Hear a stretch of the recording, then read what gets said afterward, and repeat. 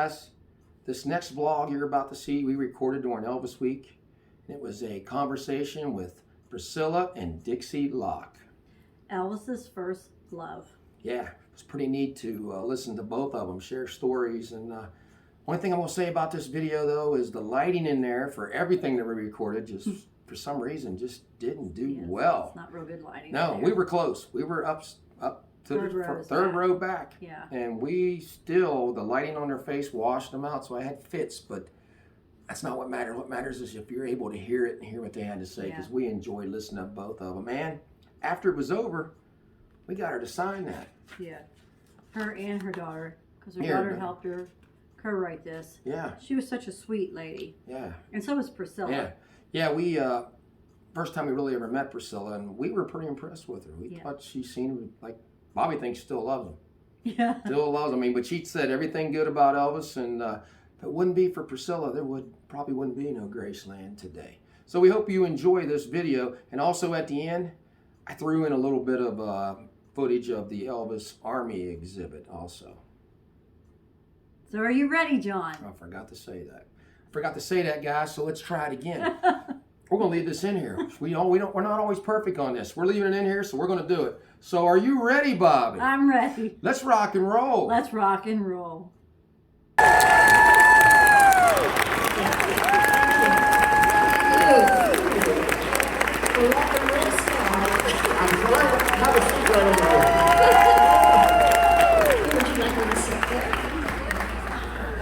have been seeing post after post. You have met more Elvis fans this week. It has been amazing. You've been everywhere, and everybody is loving seeing you. Oh, I love seeing everybody. This is, I've been absent for a couple of years. I've been big move.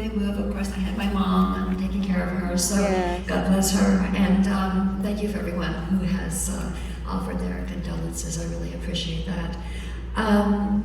But yeah, I've been absent for a couple of years. A lot's happened. The crowds have gotten bigger and bigger, which I love. And more beautiful every day when I see all these beautiful people here. Thank you so much. And yes, 82 was a big year.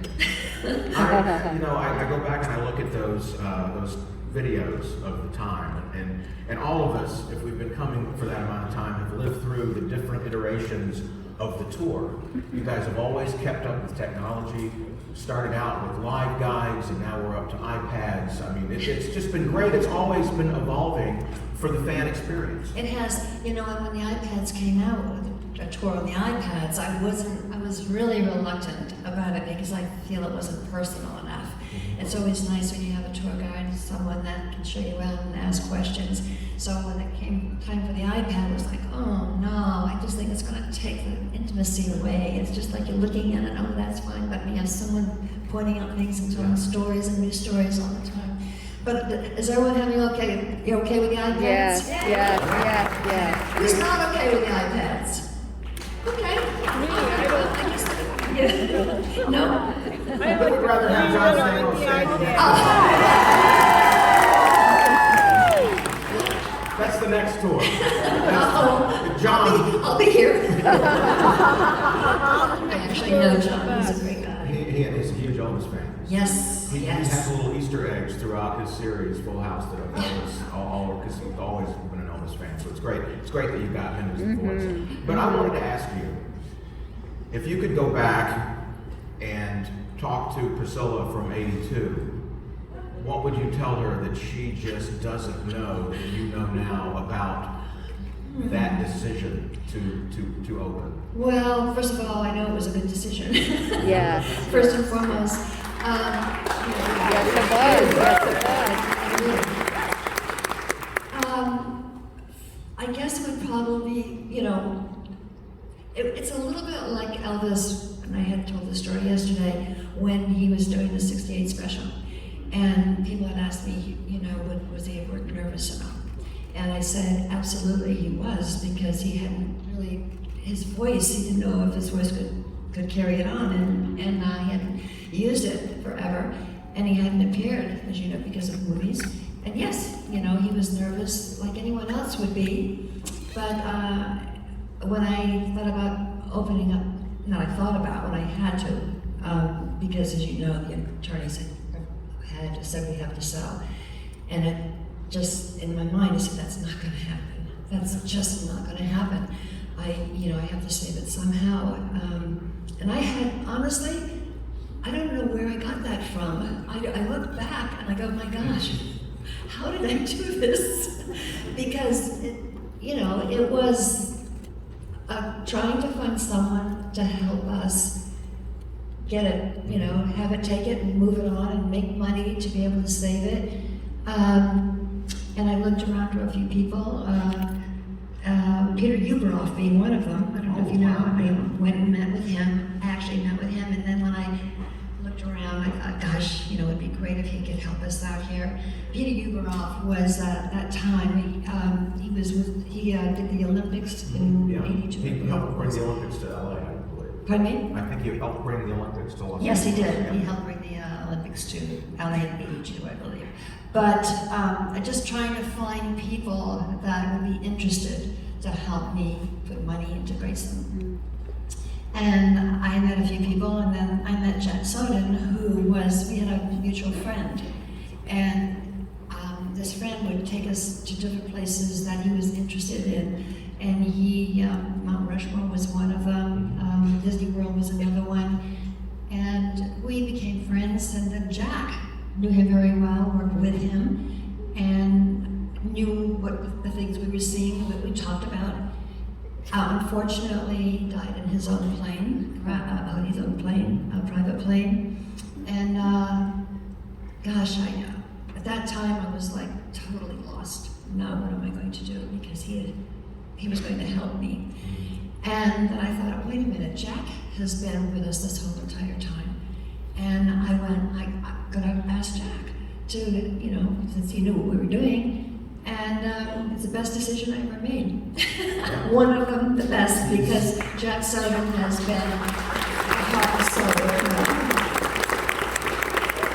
To have that kind of leadership in place with you and Jack, to have that, and I've recently been using this term a lot, because institutional knowledge is something that you're somewhere for so long that what you've learned can't be taught to the next person that replaces Exactly. you. And Jack and you both together have such an institutional knowledge of this. And I don't know if you were able to hear, I have had so many people this week come up to me and say, oh my gosh, you're great. But also, they come up and they say, this is our first time at Elvis Week, and this is our first time in Graceland.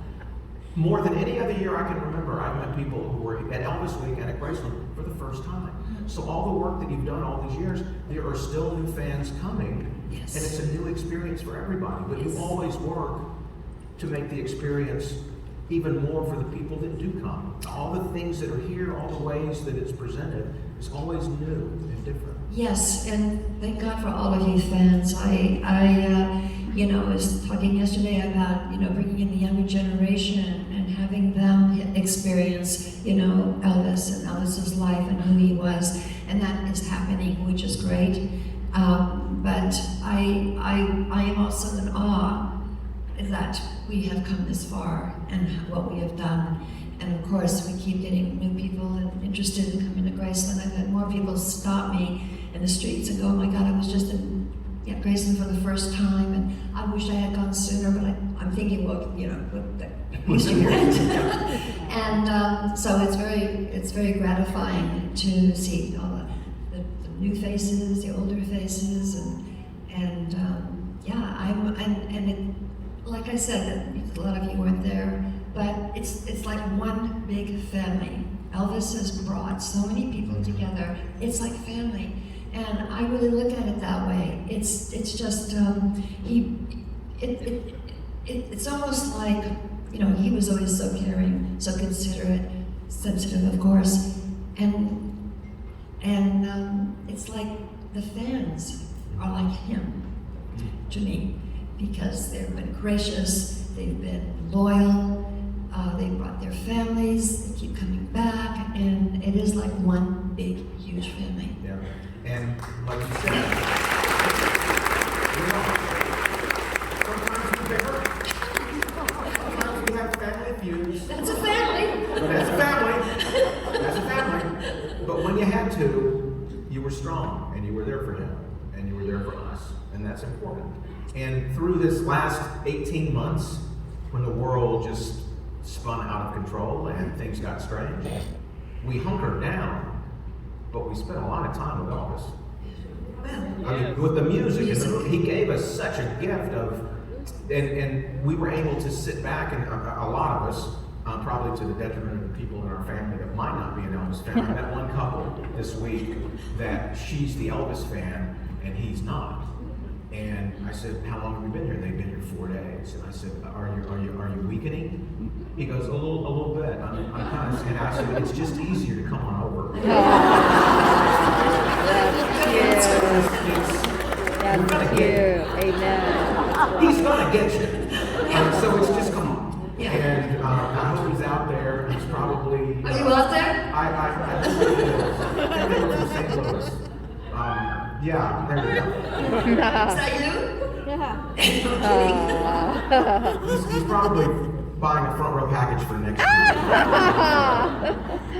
Over the years of talking to you here, you've been bringing us news of new things, and I can remember you coming out one year and saying, "Tom, there's going to be an album with an orchestra, because Elvis always wanted an orchestra." And you told Joe Gershio about it, and Joe said that's what he always wanted. You find things every year, there's something different. And we don't know it now because it's still kind of, we just know a little bit of news about the movie film that was filmed in Australia with Tom Hanks. But it's going to start rolling out here pretty soon. What can you tell? First of all, I think COVID became real for most of us when we heard Tom Hanks in Australia had it. And that was the first exposure a lot of people had, not only to that, but finding out, oh, there's an Elvis movie, and Tom Hanks is playing Colonel Parker.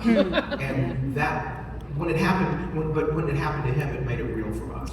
Yes, it did. And I had invited Baz to lunch at my house a week prior to him going to Australia, Tom Hanks. So I've had Baz too, but not at the same time. And that was pretty frightening because it was just coming out, and all of a sudden was saying it's very contagious. Thank God I didn't have it. But Tom was great, by the way. Tom Hanks is great. I just, having lunch with, or actually dinner, we stayed there talking at his place for like 4 or 5 hours. Jerry came up, we had brought Jerry. So anyway, what was the question? It was about. That was a good answer for whatever it was we're talking about. It's about the movie. Okay, to be honest with you, Arlo asked me, I don't know anything about what's going on with that movie. Baz came to my home a couple of times. He said he'd send me the script once he was back in Australia, still working on it. I have not received it, which makes me a little nervous. Yes. Actually, a lot nervous. Yes. Because Baz can be, he kind of goes offbeat a bit. So I don't know what he's planning on doing. I know he visited with Austin. They visited Tupelo. Yes, I know that. I met him. Yes, Austin. So your thoughts on Austin Butler, who's the actor?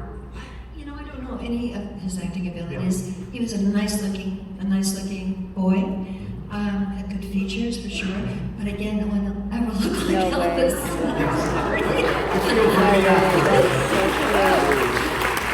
So cool.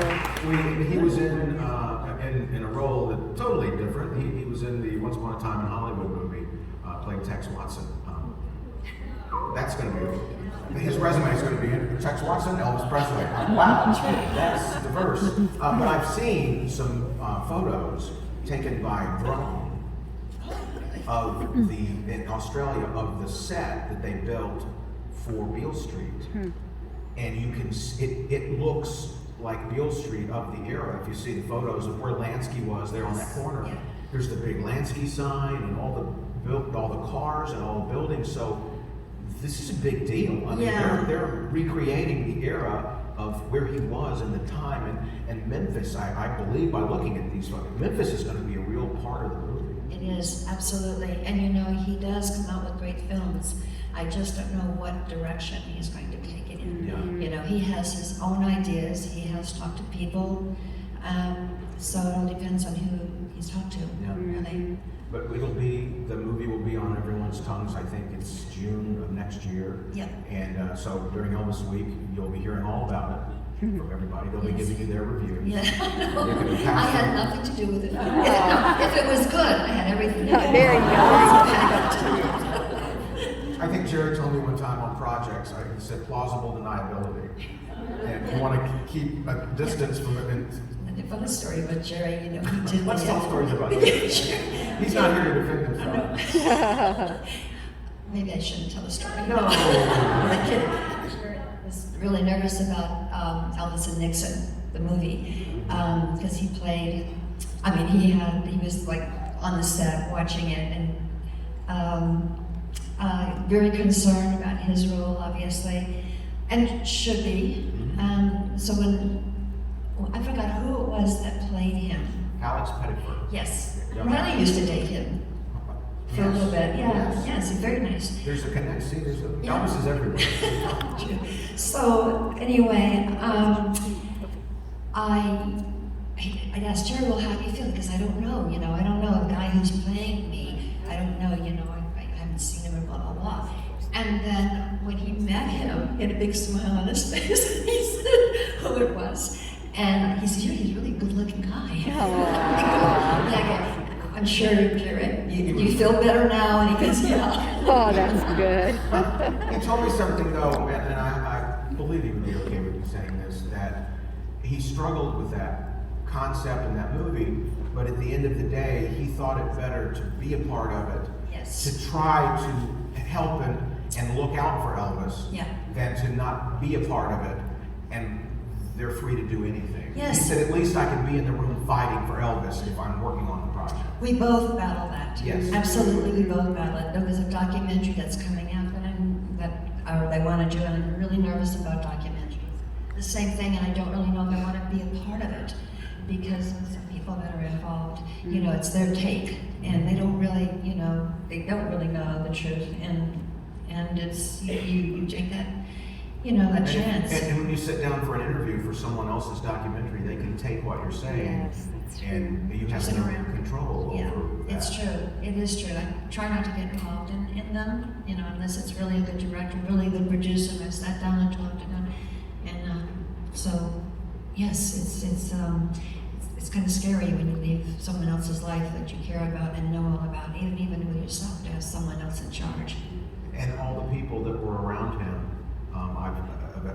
around Elvis's life, when you go down the cast list in Baz's movie, you start seeing those, Gladys and Vernon, and all those people. Yeah. And it's, it ends up being sometimes what people know about JFK is maybe not what actually happened. It was they saw Oliver Stone's movie. Yeah. So the actual truth sometimes gets tied up in that. But I think Elvis's story survives any Yeah. movie because Yeah. it's bigger than any one movie could really do. Yes, and someone can take his opinion into a whole other, other world, because Elvis was strong enough, and he had his opinions, and he was very verbal. So I worry about an outsider taking that and twisting it. So it's a constant, it's a constant worry. And For every project we see, you're probably approached with 25 other projects that you say no. Yeah. Everybody's got what they think. Tell me about what you can tell me about the animated series. Agent King. Agent King. That's coming out next year because of our pandemic, and I hope it doesn't come back because now they're kind of, having other opinions I'm about learning maybe the word. another I'm one. learning the word variant that I didn't know. Variant, that's true. Yeah, that Delta variant. Yes. I'm like, well, there's another new word There's, for me. that's the one I'm talking Quarantine, about. flatten curve, all this stuff that I found out. And I thought epidemic was, when they kept calling it a pandemic, I was like, well, that's not that bad. It's not an epidemic. But epidemic's better than a pandemic. And I'm like, oh, we just skipped the epidemic. We went right to the I did the pandemic. same thing. It's a pandemic. Yeah, exactly. Yeah. Then it became a zombie movie. Agent King, that will come out next year. Gosh, I read the scripts. I worry about the scripts because I put it. It's an adult animation, so you're leaving it to. I'm leaving it to Sony and Netflix because that's who has it. sometimes the script comes in and I go, God, that Elvis never would say that. They have a part where his assistant, the commander, because we're going back to Manson days on this, with the commander is kind of guiding everything, and Elvis wants to be an agent, and he's the commander of the agency. So, but he has an assistant, and his assistant's like really tough, and she's like saying things and telling Elvis, get it yourself, and blah, blah, blah. And I go, oh my God, he would never have any woman, or anyone to say, get it yourself. Oh. I said, you can't put that in there. So it's me trying to change everything that Elvis would not do. But they said, come on, give us some slack. And I go, I'll give up on this, but you gotta take this out. This can't happen, or you can't be saying things like that. Or they had a part where she said, here, you and that black hair you got in your hair, or something like that. I go, don't make fun of his hair. His hair is really cool. This is so cute. That's right. It's those little things that Elvis, dyed his hair black to look like Tony Curtis. I've dyed my hair gray to look like Tony Curtis in the older years. Wait, did anyone ever tell you look like Tony Curtis? Exactly. I dress like Tony and I talk like Tony. But we're excited because just the concept of this animated series, that he is by day or by night rock and roll star, and then also secret agent. I just think that's just... It's giving him what he always wanted to be as a secret agent. But I am concerned. I am concerned because it is, they have bosses and I have to give slack on some areas and be really protective in others. So I don't know, I just hope, because I'm constantly having him redo things and Jerry actually was going to be involved and he bowed out. He got nervous. Plausible deniability. Plausible deniability, yeah. So he's going back and thought, well, maybe I should. And I go, that's too late. Yeah. Well, he got, just when you're out, the Beach Boys pull you back in. That's so right. Jerry's managing the Beach Boys again. Yeah. So that's what right. he's been doing. And I know the two of you didn't get to see each other for a while during everything in LA, and recently you were getting together. And it must be tough to be so close to people for so long. And I mean, it's happened to all of us, but to not be able to get out and to do those I'm things. sure all of us have felt that, been captive really in our own homes. And you kind of have to live with yourself and learn about yourself and what you like and what you don't like and what you put up with. And it's a whole learning experience. But I have to say, toward the middle, I was kind of enjoying not doing anything and not having to run here or go to this appointment or do this or go pick up that or you forgot this. It was really nice. You had time, which Yes. you've never had before. The gift of, in some ways, a lot of us got the gift of time. And That's we're right. able to think about it. And it was a learning experience, really. A lot of thinking, a lot of future, a lot of what ifs, a lot of maybes, and trying to figure out where your next step is and where you're going to go. And I'm at that time in my life where I'm doing that. I'm kind of thinking, gosh, I just moved out of my house of 47 years. And that was a bit sentimental for me, but I had to really go, okay, it's time. It's time. I had my mom, and of course my cousin I did this with me. And I went to the place of security, so I have guards, a gated area. I've never lived in any other house than my house I sold. So it's been an adjustment for sure. My dogs like it, because I get to go all around the property, there's trees and stuff, so they like it, so that makes me happy. Yeah. But it's been an adjustment, but I actually like it. Take stock of the rest of your life of what, because you have time to stop to see what's now important. Yes. And all the other stuff, you can put it aside. But I'll tell you what I do.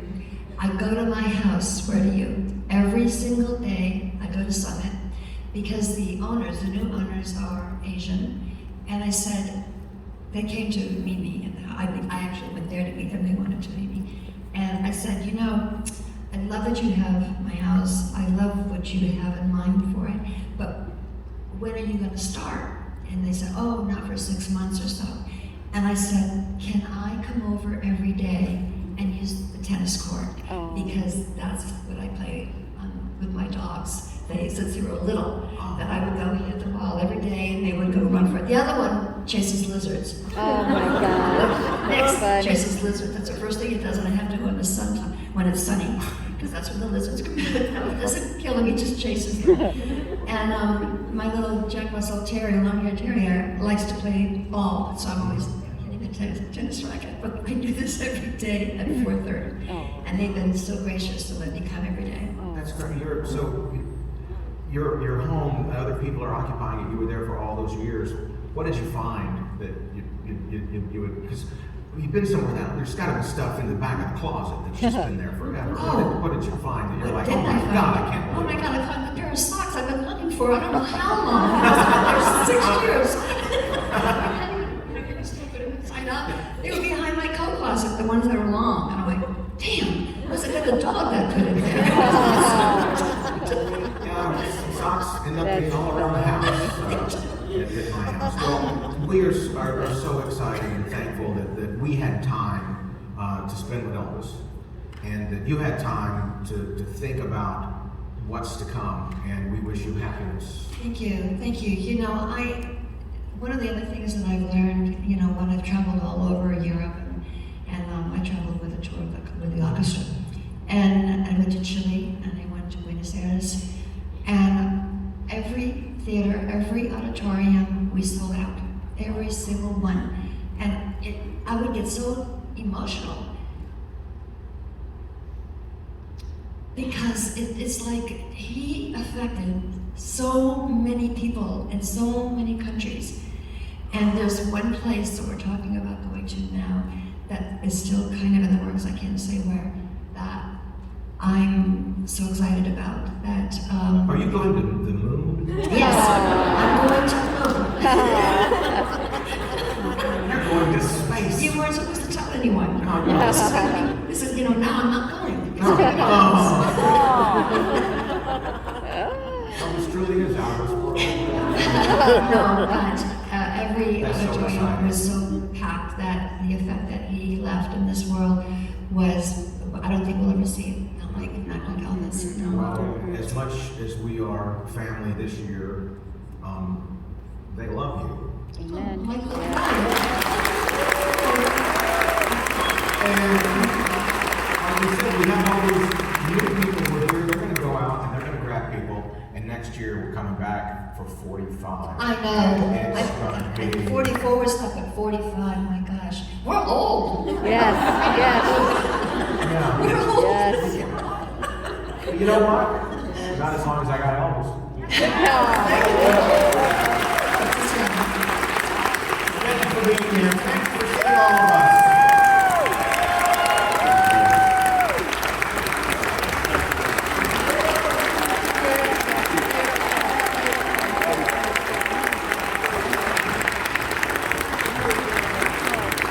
I'm so happy.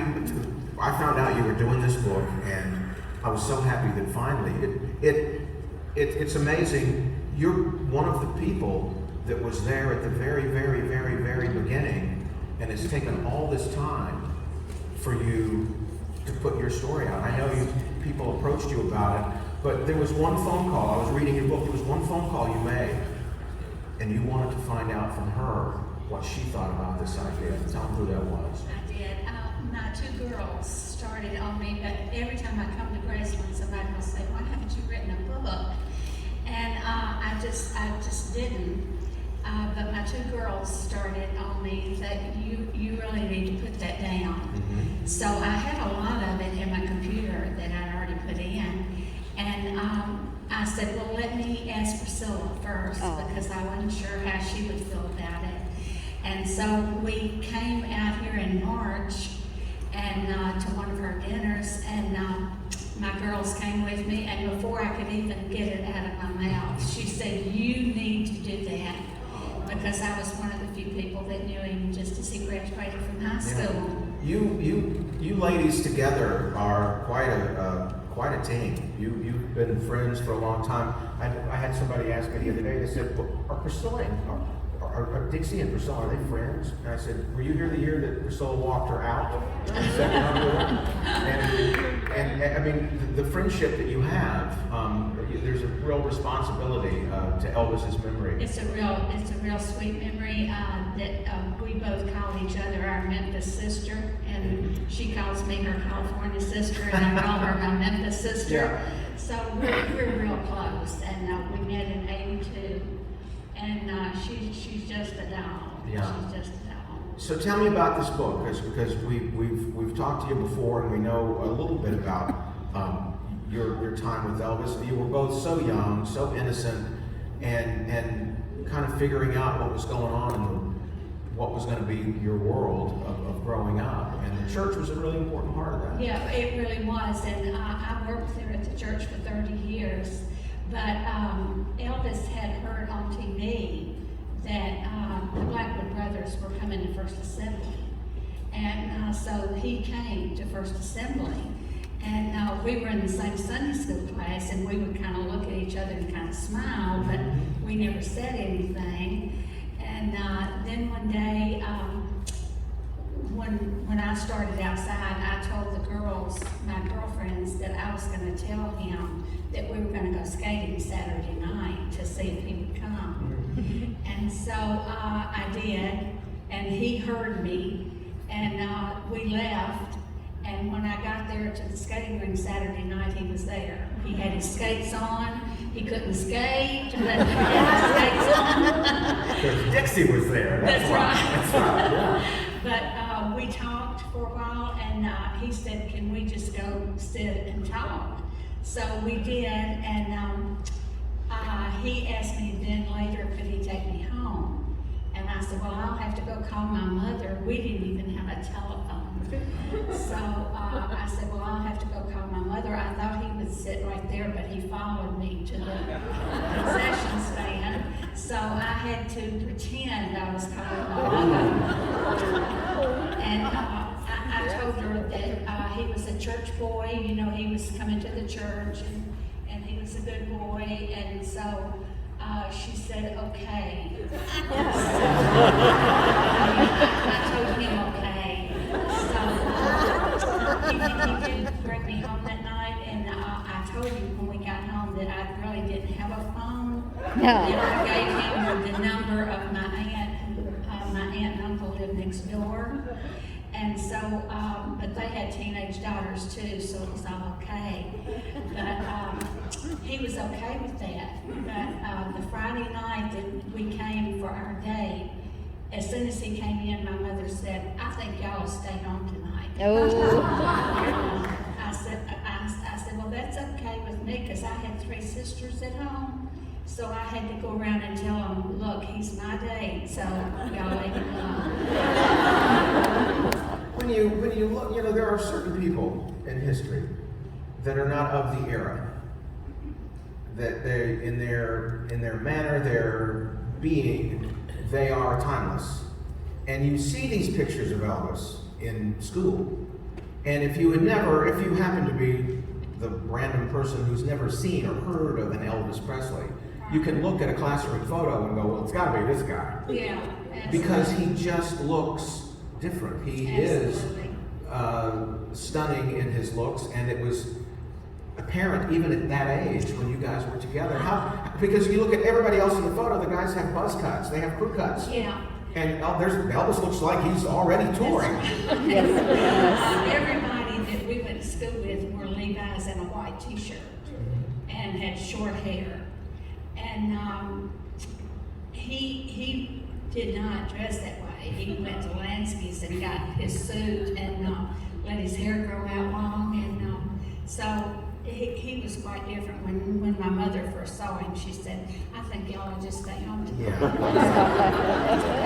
That's okay. So we stayed home and played Monopoly, and you know, he always had his leg going all the time, and my mother would say, why does he do that? And I said, I guess he's just nervous. I don't know. He bought a house because of that leg. Right over there. And so you get the idea, and you say, okay, finally I'm gonna do this, and I'm gonna work on this, and you've talked to Priscilla. How difficult was it for you to, what was your working, how did you look inside yourself and figure out what to tell? Well, I had written a lot of it in my computer. Yeah. So when my girls started talking to me about it, I said, well, I've got a lot of it already written down. But my oldest daughter is a kind of a wordsmith, so I would send her a paragraph and she would rework it, you know. That would be Christy Emmons Jones. Christy Emmons is my youngest daughter, and then Nikki is my oldest Okay, daughter. so everybody's working on this book. They with Mom. did, yes. And as soon as I got it published, I sent it to Priscilla to see what she thought about it, and I said, anything in it you don't like, just mark out and I'll take it out. But She must have liked it. She wrote the foreword. she loved it. She did. Yeah. She did. She loved the book. So Well, I want to bring your daughter Christy Emmons Jones out because I want to hear from her. I was telling them I talked to you guys on the phone. Christy, come on out.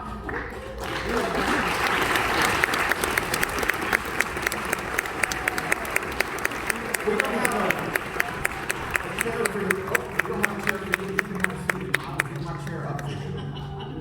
And because I was on the phone with these two ladies the other day, and I was just fascinated because you told me that you were stunned sometimes finding out things about Miss Dixie here. Yeah, so I knew growing up, obviously, that my mom dated Elvis. I didn't know that she pretended to call my grandmother to sneak home with him from the roller skating rink. But when I really started to get interested in the history behind it all, I was actually one of the first tour guides that was hired here at Graceland in 1982. Please don't do the math, you'll figure out how old I am. But I came home from working at Graceland one day and started asking Mom some questions, and she's like, "You're not recording this, are you?" I said, "No, Mom," but as I began to learn about the magnitude of the man that you're all here for, I really wanted to learn more about the history of their relationship and how she knew him. And the book was so special to me because it really was not only about Elvis, but it was about the teenage girl who grew up with him and who fell in love with him and what it was like to be her. So it was a very personal project for me. Mom mentioned March when we talked to Priscilla about it. That was right on the cusp of COVID. And, I told Tom that I've always been a believer that good things can come out of a bad situation. And what came out of COVID was that it slowed my life down enough that one morning I had this overwhelming voice that said to me, "It's time for you to write your mom's book." And so I got dressed, I drove to her house, and I said, "This is what I feel like I'm being led to do with you, Mom," and I walked. And she said, "Well, if that's what you think we should do, then that's what we're gonna do." Go your separate ways, and Bobby Emmons, who is your husband, you guys, you read the book and you realize that they both made the right decisions for themselves. And you just celebrated this past November your 60th wedding anniversary. You're pretty happy about that marriage. I am pretty happy about that marriage, and I was going to say when that was another conversation that we had with my dad, is because, I said, "Dad, it's really important to us as we tell Mom's story." My mom and dad met and knew each other since second grade, so he had to be a part of her story.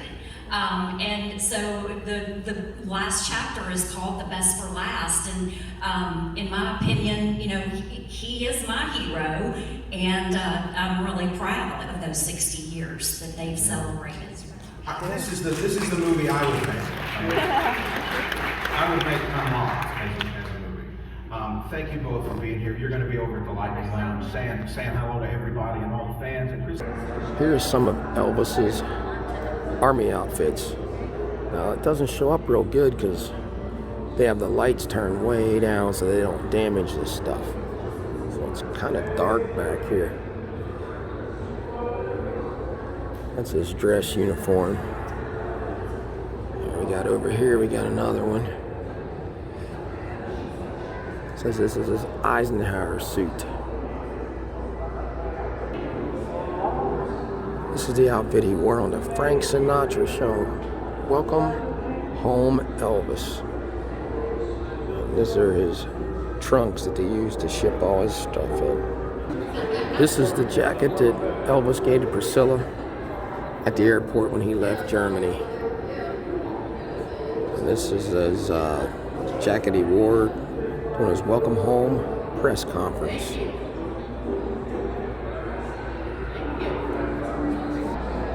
Elvis fatigues. There. Elvis Presley.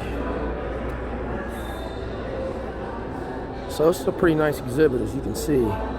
It's all dealing with the Army years out through there.